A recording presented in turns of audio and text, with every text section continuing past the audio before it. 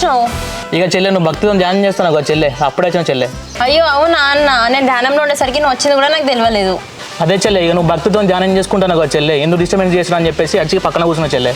సరే కానీ అన్న, ఇంతకు నువ్వెందుకు వచ్చినావు టెంపుల్కి? నువ్వు ఒక్కదానే గుడి పోయినావు అక్క చెప్పిందిరా, అక్క చెప్తే నేను తీసుకురావడానికి వచ్చిండ్రా. అవునా అన్న? దొంగ ముఖంది ఇదే నాన్నను పంపించింది. సరే చెల్లె, నాకు పొలం కాడ పని ఉన్నది, ఇక నీ ధ్యానం అయితే పోదాం ఇక. అయిపోయిందన్న, ఇంకో రోజు వచ్చి ధ్యానం చేసుకుంటుంది.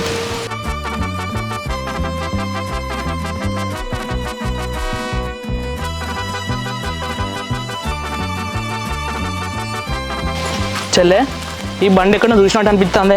ఏమో అన్న, నాకేం తెలుసు.